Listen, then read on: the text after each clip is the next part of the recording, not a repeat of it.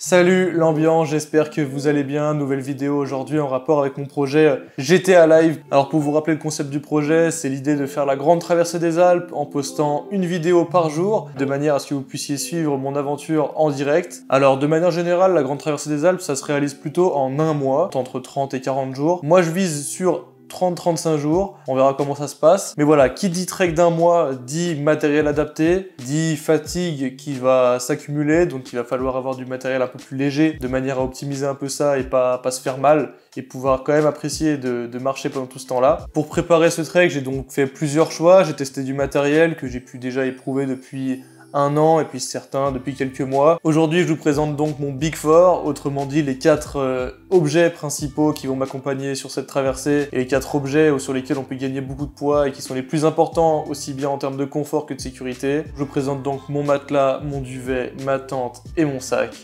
On y va, c'est parti l'ambiance. Allez, premier item, le plus important, celui sans lequel on peut pas faire de trek. Hop, c'est donc le sac. Alors ce sac, c'est le Deuter Air Contact 55 plus 10. Donc 55 litres plus 10 litres qui sont au-dessus en cheminée. Auquel j'ai rajouté, hop là, une petite pochette pour une petite gourde pour mettre devant. Parce que j'avoue que c'est un peu compliqué d'aller chercher les gourdes sur les côtés du sac. C'est pas très pratique, donc j'ai préféré en avoir une juste devant. Alors pourquoi je prends ce sac? C'est le sac qui m'accompagne depuis le début, c'est mon premier sac de trek, c'est celui que j'ai eu à Noël la première année où je me suis dit ok, cette année je pars faire des treks et des bivouacs. Il m'a jamais déçu, il est ultra confortable, il y a 1 milliard de poches, dessus, dessous, une là pour ranger le sac de couchage, le matelas, des poches sur les côtés. Il y a vraiment de quoi faire, des grandes poches aussi au niveau de la ceinture, des poches ventrales qui sont très pratiques. Son point faible, son plus gros point faible, c'est quand même son poids. J'ai hésité à le lâcher pour un sac Gossamer, le Gossamer Mariposa 60, qui pèse moins d'1 kilo, alors que ce sac-là pèse 2,4 kg. Donc voilà, c'est très fiable comme matériel, c'est très solide. Mais par contre, voilà, on paye un peu le confort et la rigidité. En termes de poids, 2,4 kg, c'est quand même sacrément lourd. Il a quand même l'avantage d'être pouvoir régler partout. Il y a plein de rappels de charge, les sangles, etc. Il y a aussi un réglage au niveau du dos, histoire d'avoir le sac à la bonne hauteur. Voilà, c'est une valeur sûre. Il m'a pas lâché jusque-là. J'avais pas les moyens d'acheter un nouveau sac parce que bon, le Mariposa 60, c'est quand même 300 balles. Donc c'est pas rien. Je pars avec lui cet été. Si jamais vous voulez la référence, je vous mets le lien juste en dessous en description. Et puis voilà, je pense qu'on peut d'ores et déjà passer à mon deuxième item, mon deuxième matériel, mon deuxième objet, pour ceux qui préfèrent et qui n'aiment pas les anglicismes. C'est mon duvet, le MT500 de chez Forclaz. Alors, ce MT500, il est juste ici. Voilà, c'est un duvet en synthétique. Il n'y a pas de duvet dedans, c'est vraiment que du synthétique. Donc ça, c'est pas ouf pour la compression, évidemment. On perd aussi un peu en poids. Il fait quand même 1100 grammes, donc c'est pas rien.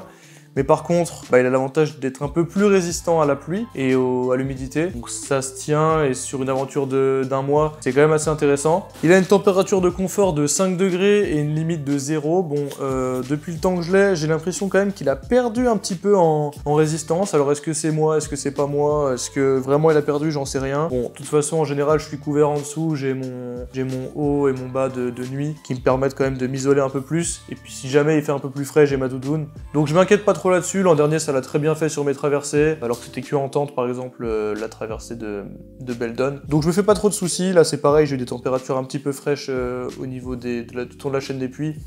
Et ça s'est bien passé. Donc voilà, encore pareil, une valeur sûre, c'est pas trop cher, ça fait le taf. J'ai pas les moyens non plus encore cette année d'investir dans un duvet qui soit beaucoup plus technique. Donc celui-là fait le taf, je vais partir avec ça, c'est très bien.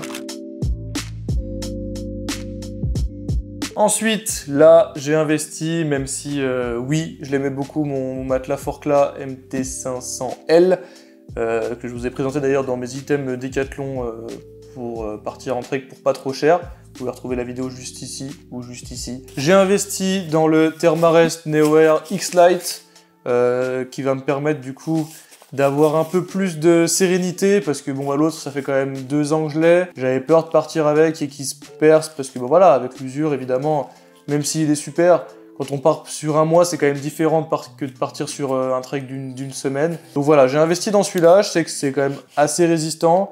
C'est aussi un investissement pour l'hiver, parce que au niveau du froid, c'est beaucoup plus isolant. Il a une air value de 4,2, donc voilà, pour les conditions un peu plus froides, ça sera plus intéressant évidemment. Il est aussi plus léger, il fait 430 grammes. Donc voilà, je sais que c'est une valeur sûre, je l'ai déjà utilisé 2-3 fois, c'était le top. J'aurais aussi pu prendre le Uberlight qui est beaucoup plus léger, mais bon, qui a eu déjà quelques problèmes, j'ai vu, de retour parce que percé, parce que la vanne fragile. Donc j'ai préféré pas prendre ce risque-là, je me suis dit allez, c'est pas grave, ce matelas c'est un investissement aussi pour d'autres périodes de l'année, donc ça vaut le coup. Voilà, pas grand chose de plus à dire pour ce matelas. J'embarque le Thermarest NeoAir X-Lite. On passe à la suite. Je pense pas qu'il y ait besoin de plus s'étaler là-dessus. Dernier objet, et dans celui-là, j'ai investi un peu plus quand même, mais je sais que c'est une valeur sûre aussi. C'est la Durston X-Mid, la tente du coup de chez Durston Gear, qui est une tente vraiment incroyable. Seulement 875 grammes sur la balance, donc c'est un poids plume. C'est une tente double paroi, en plus de ça, donc 875 grammes pour une double paroi, c'est vraiment avantageux. C'est une tente qui se monte avec les bâtons. Si je pète un bâton, c'est le seul truc qui peut m'embêter. Après, moi, je n'investis pas dans des bâtons carbone parce que j'en ressens pas le besoin et je sais que justement, en montant ma tente avec des bâtons, ça va être important d'avoir quelque chose de résistant. C'est la Durston X-Mid une place. J'ai pas pris la 2 places, même si elle était pas beaucoup plus lourde, mais ce qui m'embêtait, c'était plutôt l'empreinte au sol. C'est vrai que celle-là, elle a quand même une empreinte au sol assez immense, même en fait c'est un peu son seul point négatif, que du coup certes c'est une grande empreinte au sol, mais dedans on a relativement de la place.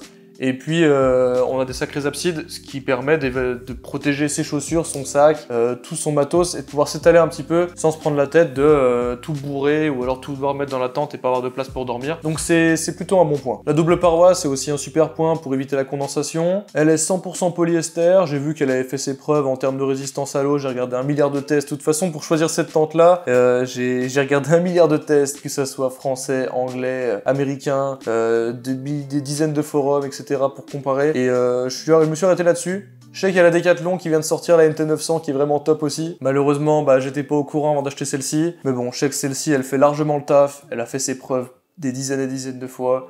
Je m'inquiète pas du tout, le montage est assez simple, même si j'ai galéré à la monter, mais bon, c'était les premières fois que je la montais pendant mon tour de la chaîne des puits. Donc voilà, un investissement quand même assez onéreux, mais je pense assez rentable sur le long terme.